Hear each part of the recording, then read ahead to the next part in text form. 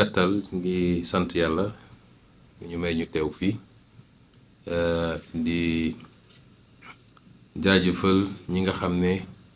ñoo organiser ndaje bi nga xam ne ci ñetti fan daanaka àjjuma ba léegi ñu ngi lëlu fii di waxtaan ñoom ci li jëm ci assemblée nationale bi mooy suñu député yu bees yi nga xam ne ci coobare yàlla mu jaarale ko ci wotu sénégalais jox nañ ñu ci 130 sur 165 muy la am solo ñuy dellu di gërëm askanu Sénégal waaye dinaa ci dellu siwaat ndax dama doon xaar ba conseil constitutionnel génne résultat yi ma doog a def point de presse pour jaajëfal réew mi waaye surtout waxtaan ak ñoom ci li ñuy dëgmal ak fi ñu jëm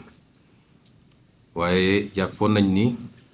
balaa sax ñuy dugg ci élection yi laa ne ay bu ñu duggee ci élection yi balaa sax résultat yi di génn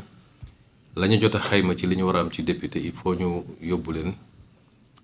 ñu dem ñu waxtaane li nga xam ne mooy assemblée nationale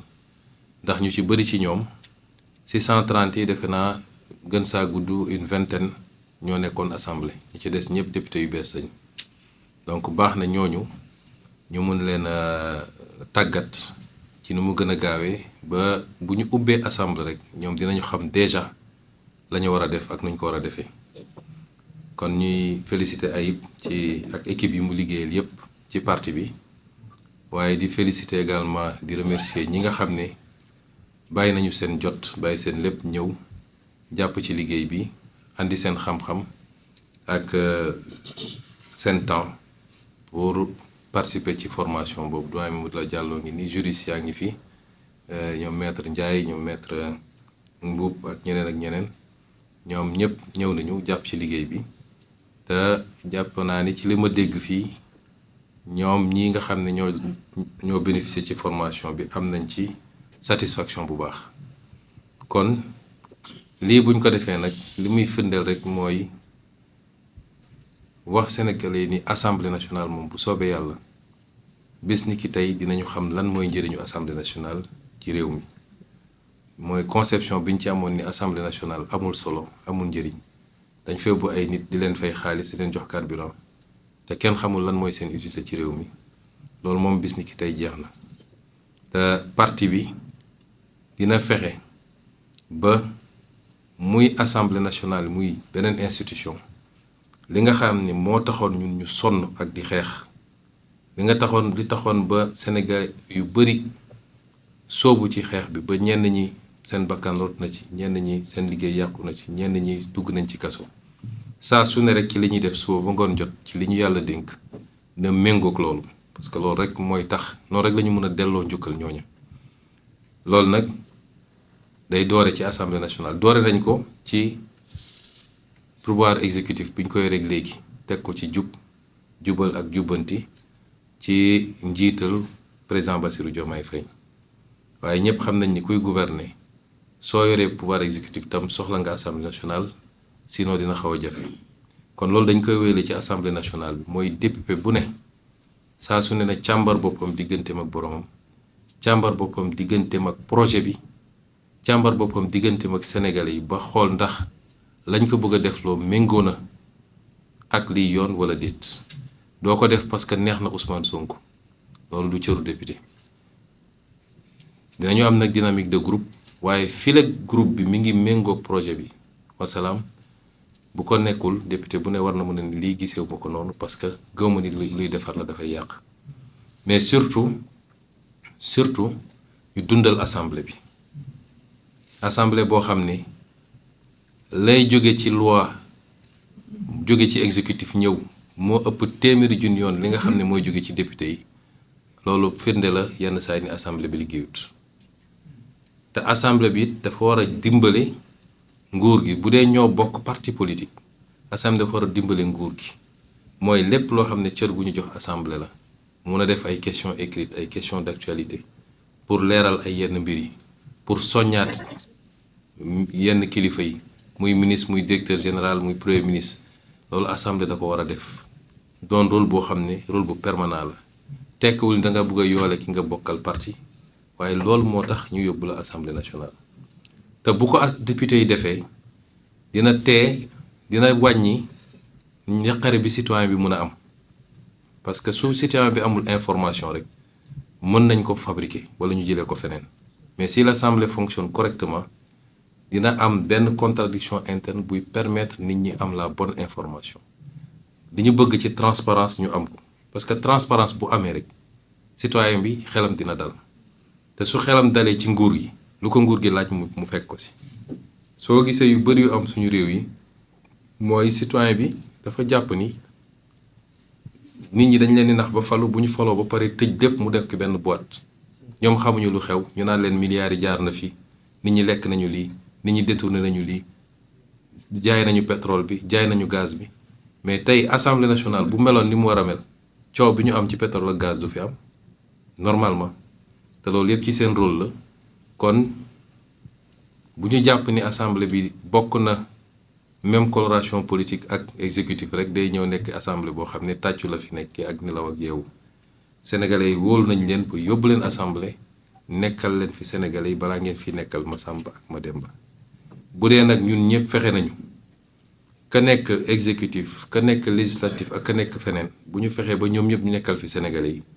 defe naa ànd bi day yomb rek et dinañu am résultat yi ñu bëgg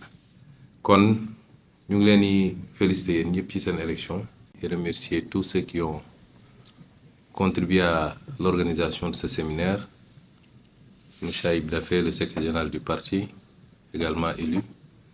et toute l'équipe qui a travaillé avec lui. Je remercie également tous les participants, les formateurs, le doyen Mamadou Lamine Diallo, tous ceux qui ont animé des modules et qui ont permis aux élus, en tout cas, de bénéficier d'un premier jet de formation qu'ils semblent avoir tous beaucoup apprécié sur toutes les thématiques relatives à l'Assemblée nationale, l'installation du bureau et des autres organes de l'Assemblée nationale, le vote de la loi de finances, le contrôle de l'action du gouvernement, la haute cour de justice. Toutes les questions ont été traversées et ce n'est qu'une première formation qui sera suivie, Inch'Allah, régulièrement d'autres séances de formation. Si on a fait ça, c'est pour mettre l'accent dès l'entame sur l'importance que nous accordons à cette institution qui me semble être centrale, me semble être le poumon de la vie démocratique d'un pays. Et c'est pourquoi j'avais dit d'ailleurs dans le débat qui avait été agité sur le statut du chef de l'opposition que c'est la représentation parlementaire qui, en principe, doit déterminer le statut du chef de l'opposition parce que le débat politique se tient de manière continue au-delà des élections à l'Assemblée nationale. Et nous considérons que l'Assemblée nationale doit enfin être rehaussée au niveau qui devait être le sien depuis très longtemps, indépendamment de l'identité, de la convergence des identités politiques entre les colorations politiques entre l'Assemblée nationale et l'exécutif. Le député est avant tout un député du peuple. Et même dans cette configuration-là, le député est là pour servir un projet, le projet que nous avons tous en commun et pour lequel nous sommes beaucoup battus. Et je pense que les députés ici présents comprennent très bien cet enjeu et sauront être fidèles à ce projet, indépendamment des enjeux, pouvoir être toujours au service du projet, c'est-à-dire être au service du peuple sénégalais. Cette assemblée doit réconcilier les Sénégalais avec l'organe parlementaire, qui est conçu comme un appendice simplement, un lieu d'applaudissement comme ils appellent ça. J'exhorte chacun et chacune de ces députés à ne jamais oublier pourquoi il a été envoyé à l'Assemblée par le peuple sénégalais et être au service évidemment de la nation. Donc, je n'avais pas envisagé de faire une sortie tout de suite. J'attendais la programmation des résultats définitifs par le Conseil constitutionnel pour m'adresser aux Sénégalais, pour les remercier d'abord de la confiance qu'ils ont accordée à la liste de Pastef, mais également pour dégager un certain nombre d'orientations à partir de maintenant où les vrais leviers de la gouvernance nous ont été confiés, dégager un certain nombre d'orientations sur les semaines et les mois à venir. Mais c'était important d'organiser cet atelier et les échos que j'en ai, qui sont rapportés par l'ensemble des députés, mais également par ceux qui ont animé ces différentes sessions, nous rassurent qu'on a eu raison de le faire et que régulièrement le parti s'organisera pour pouvoir réitérer ce genre d'exercice pour que l'Assemblée nationale, comme on l'a dit, puisse se hisser à la hauteur qu'il faut, rattraper le gap qui peut-être fonde cette impression d'asymétrie par rapport à l'organe exécutif et qui l'empêche de pouvoir vraiment jouer le rôle qui est attendu, c'est-à-dire le rôle de contre-pouvoir quand il le faut, mais le rôle d'accompagnement surtout dans la formalisation, l'exécution des politiques publiques par le vote de la loi, toutes les lois, loi de finances, loi ordinaire, mais également par un certain nombre de mesures d'accompagnement. Voilà ce que je voulais dire, je ne vais pas être très long, car je souhaite à chacun et chacune des députés ici présents un bon retour chez lui et surtout beaucoup de courage parce que, vu la configuration des choses, il faut s'attendre à une accélération dès l'installation de l'Assemblée nationale pour pouvoir voter la loi de finances initiale avant le 31 décembre et accélérer avec beaucoup d'autres projets qui sont déjà préparés, conçus et qui n'attendent que l'installation de l'Assemblée pour être proposés.